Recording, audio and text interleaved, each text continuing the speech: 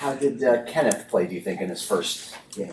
Yeah, I thought, there were a lot of things that showed up from a young player in his first game in terms of pad leverage and eye control and, played a lot of snaps. And I think there's some flashes there. He had the dropped on the one, made the tackle, and he was running around. I thought he played with good effort. And I think we're striving for improvement in technique and fundamentals moving forward this week.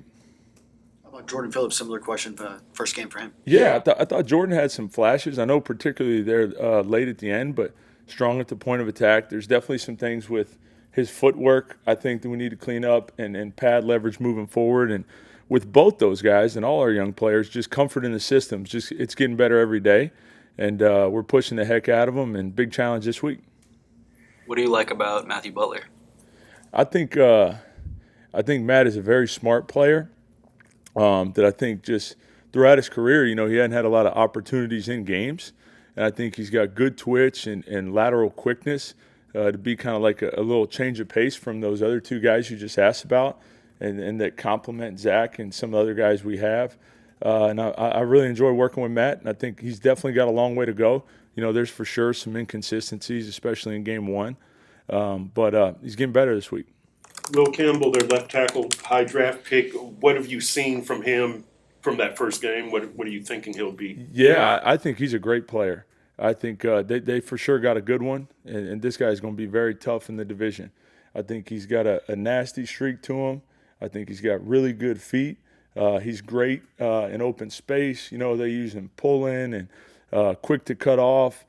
Plays with good pad leverage to create movement. And as a pass protector, they left him out there, and he did a pretty dang good job for a guy in his first game. I think he's going to be a really good player. I know it's Wednesday and you want to look ahead, but Thursday, Indy or Thursday. I'm sorry. Thank you. Way to hold him accountable. That's right. Nice job. How good was Indy's offensive line, especially that left side of their offensive line? Yeah, I think definitely, Quentin Nelson to me is as good a guard as you could possibly get.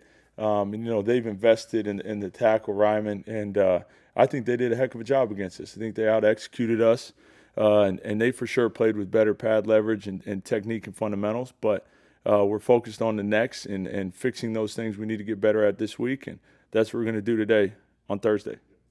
How does not having Benito kind of complicate things for you? I think in terms of, we'll see if we have him. I mean, do you know something I don't? Or no.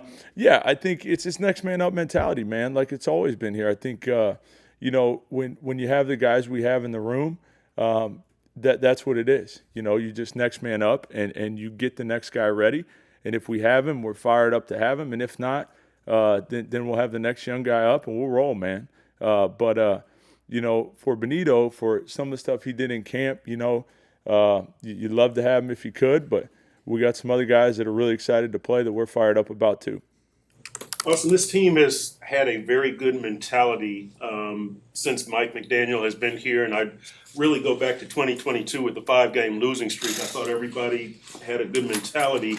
How are they handling the disappointment of the opening game loss? Is there a heaviness, or have they flushed it and optimism and looking forward? 100%, man. It's been 24-hour rule with these guys. I mean, particularly up front with the leaders we got, between Zach and Jalen and Chubb, and you had Matthew Judon to that mix.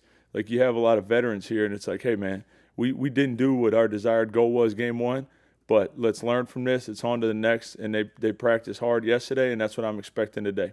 If Zeke were to be thrust into a bigger role, what gives you confidence about him in that situation? Yeah, I think Zeke definitely has flashed, all throughout the preseason for us, and he's been getting good quality work for us even last week.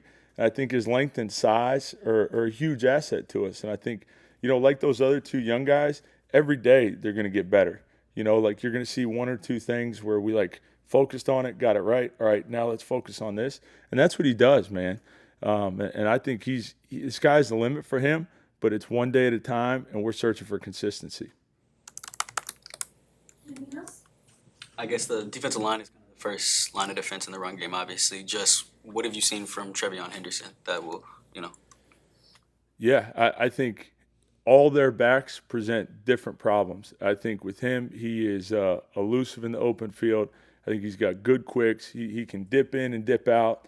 And I think it particularly starts with those lines, creating those lanes, and between him and Stevenson and Gibson, like they got a real backfield there, man. It's going to be a big challenge for us, and we're looking forward to it. When you have a team that, well, a coach, because we really don't know what Vrabel's team, New England team, when you have a coach who has an identity of having a tough physical team, is there anything different that you can do with the anticipation that battle is going to be won at the line of scrimmage?